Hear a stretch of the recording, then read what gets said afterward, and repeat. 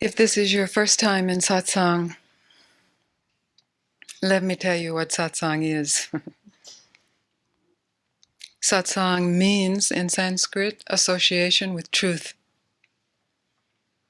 The truth that you are associated with when you attend formal satsang is the declaration and the witnessing that you are that which you have searched for in every other thing.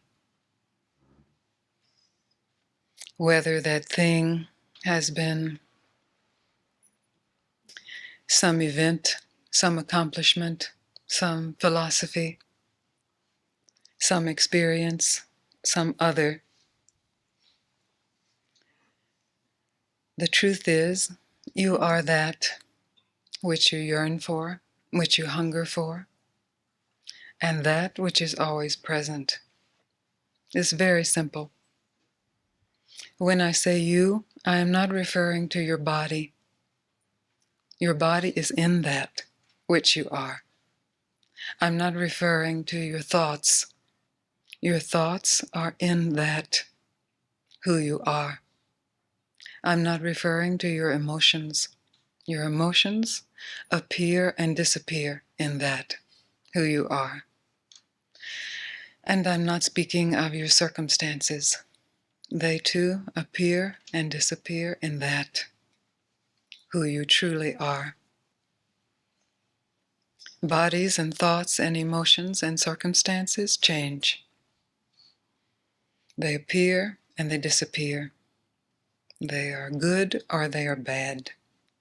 They're pleasing or they're displeasing. The truth of who you are is permanent, unmoving. This is not new. You have heard this if you have been listening throughout time. All the mystics, all the great sages, all the saints, all the saviors have pointed to this. The great good news is that however you imagine yourself to be, still you can recognize who you truly are. That regardless of your experience of yourself as a body, or as a thought, I am this body, or as an emotion, I can feel this body, or physical sensation, regardless of all of that, you can discover the direct transmission of the truth from your own self. And satsang is the meeting of that, the association with that. I don't have anything to teach you. You have learned enough. Nothing wrong with learning.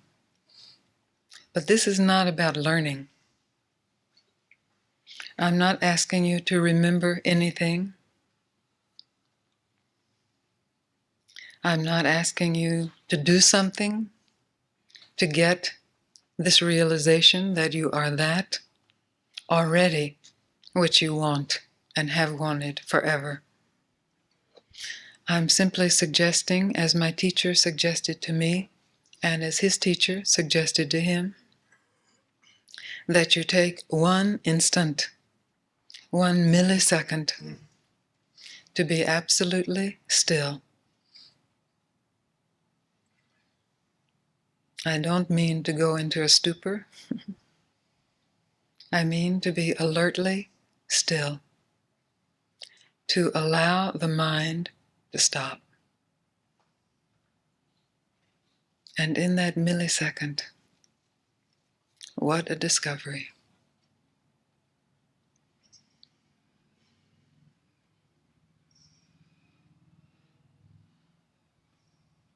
In that millisecond, you actually receive the true and deep invitation to surrender to that which is revealed when there is no thought, when there is no attention on somebody or some emotion or some circumstance. This is a momentous instant.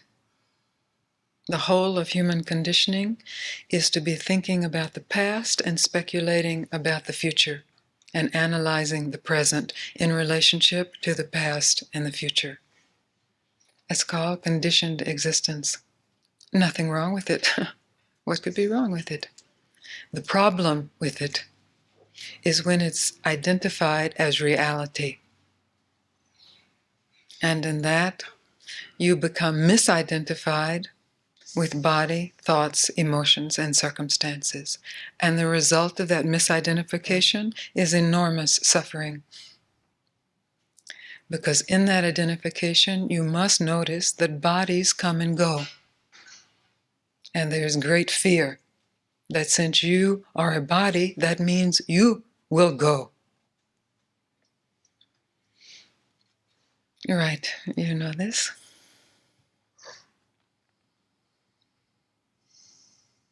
Well, I'm telling you, you don't come and go. Bodies come and go, that's very correct. In an instant, a body is gone. You have the opportunity in an instant of silence to discover what is permanently here. And what an instant.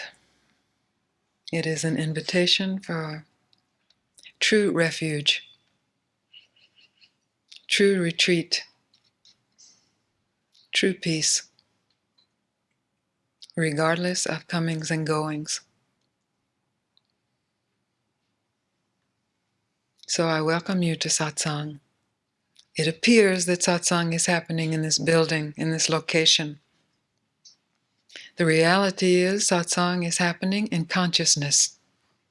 And somehow, by some stroke of luck, your individual consciousness has been directed to the satsang that is appearing in consciousness, where you at least hear the words, "You are truth." You are free to discover yourself as truth. You are free to rest in that truth. You are free to be happy, regardless of body, thoughts, emotions, or circumstances. So last Wednesday, someone asked me for help in this pursuit. And although my master's master and my master give help freely, I said I had a price, that I was charging something. And I gave him 1 week to come up with the price. In order for this help to be given that he has cried out for, I asked that he turn over all of his self-doubt, self-hate, and what else? Self-denial. Good, he knows what he has to pay. Okay, let's have the microphone. I want to hear a report. This is the letter you were writing, but I want to hear it from your words. Should I toss this one away too? I'd rather you read it and go from there. I'd rather you read it and go from there. A week ago, you demanded that I sell the farm and give it all up in payment for your continued help.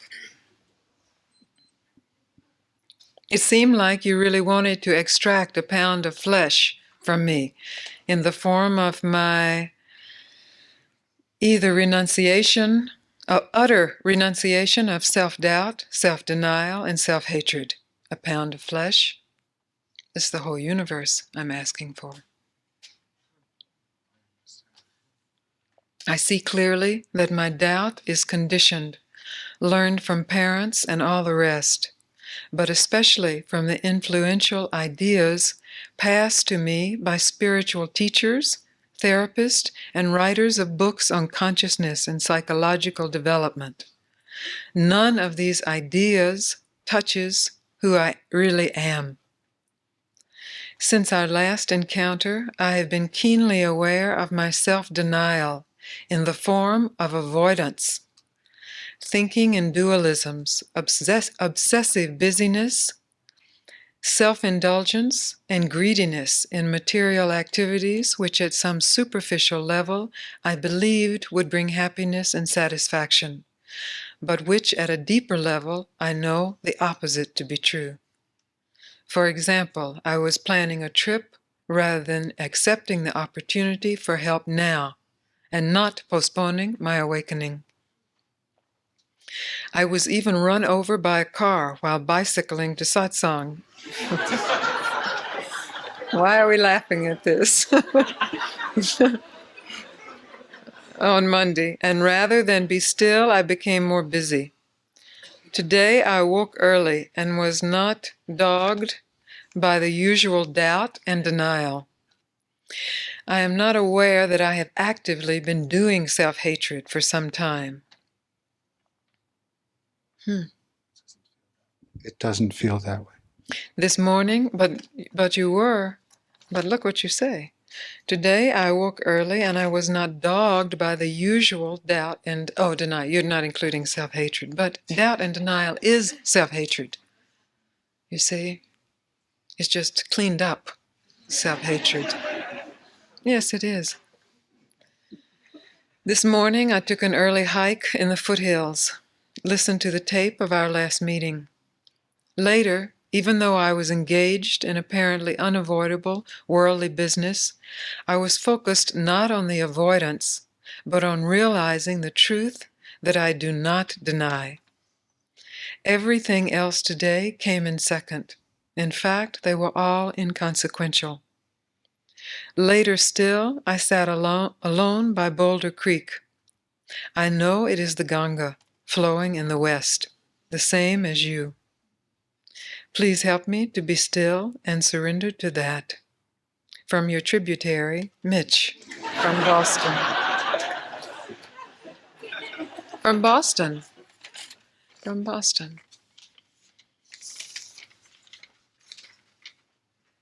Well, the secret is that the instant you are quite willing to give it all up, all of the self-hatred, however it is disguised, it can often be disguised in self-aggrandizement. I know that one. Yes. Well, you just look a little deeper and you will see there's some proving to your mind, proving to the mind of others that you are worthy, that you are something, that you are somebody. When at the base of that is this thought, I am worthless, I am nothing, I am nobody.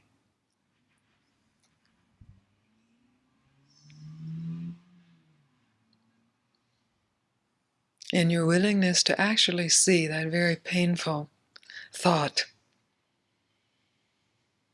to experience the suffering that has been generated from that thought, both in your own life and how it has touched other lives, as you have proved that you are not nothing, you are not nobody. Just to experience for a moment this pain that you have run from, this grief that you have tried to hide from, this despair at suspecting that you are nobody, that you are nothing. Because you can recognize that no matter how many your accomplishments, how much denial of that pain, it still nags at you. When you are willing to face it, then you are willing to give everything else up, but facing this dreaded, perceived reality. I am nothing, I am nobody. In that instant, you can finally discover what has been calling you. You can finally discover what is nothing, what is nobody. When you finally are willing to say, yes, I am, in fact, nothing, nobody. First of all, what a burden is released. All of the effort to prove that you're not nobody is finished. And you are simply nobody. Nothing. You see, right away, you get a glimpse of really what no thing, no body is. And it is true. You are that no thing. You are no thing at all. In the core of consciousness, you radiate no thing. So this cannot be understood intellectually. It's the understanding of it intellectually that has provided the impetus for the effort to prove that it is not so. I am pointing you to direct experience of what you have feared might be true. It is a divine fear because it is true, but it is not as you think it to be.